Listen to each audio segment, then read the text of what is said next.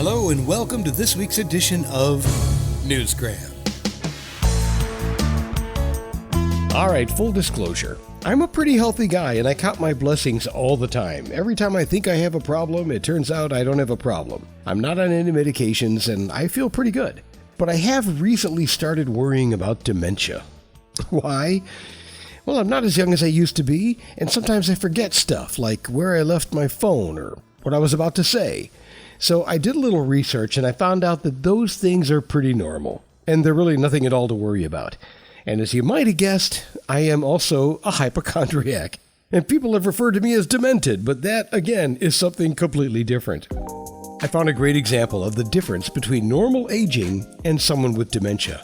It was on the website dementia.org. They said normal forgetfulness is walking into the kitchen and forgetting what you went in there for, or misplacing the keys. A person with dementia, however, may lose their car keys and then forget what they're used for. So far, that hasn't happened to me. Wait, what was I just saying? I'm just kidding. You gotta have a sense of humor today because the topic is pretty heavy. The truth is, forgetting things from time to time, that's all perfectly normal. And if we didn't have that ability, we'd probably go insane. It's the skill of remembering that we should probably be celebrating here. And I've got one more fact for you. Dementia is not a disease. It's a general term for people with the kind of impaired ability to think or make decisions that actually interferes with their everyday activities. The most common type of dementia is Alzheimer's disease. There are others, but that's about all I'm qualified to give you right now. And when you're diagnosed with that kind of disease, you're going to need some help.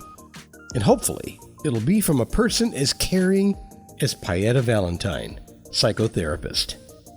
I had a physiotherapy practice 25 years working with occupational low abuse syndrome, RSI, OS, and all the muscle tension and mental tension that goes with that. So mental stress was always a very interesting aspect. But after 40 years as a physiotherapist, I thought, it's good to do something new. And I just sort of fell upon this dementia work, which I really enjoyed. And from a physiotherapist perspective, there's always the interest of rehabilitating the patient, but if not that, at least enabling them to manage to the best of their ability. And so began her work with dementia patients. When I saw all these people shut down and shut off, I thought, surely something can be done. And so from there, just, quietly I worked away on this work, and all of which is explained in the book. The book is called The Resident's Voice from a Dementia Unit. And in it, she not only introduces us to several of her patients, but she gives us a look at the day-to-day life in a dementia unit, something that's really interesting to learn about.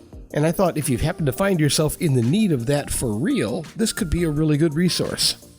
That's why I've written the book, actually. I've explained everything about the routine of a dementia unit, all the staff and what they do, how you recognise them, the security codes, how to set up the room, there's how to fill out the forms. It's an enormous amount to do if someone goes into the dementia unit. And if you can know a lot of that information in advance, it won't be such a shock to the system for the relative, and if the relative's settled, then they'll be able to help the person that's going in, more likely.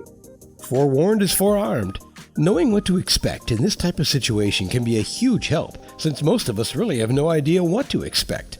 We hope we never have to learn about it, or at least not firsthand. There's also another extremely useful bit of information in this book, and it's the essence of the whole thing. These people still have a working intellect, even though their memory's faded or gone or finished.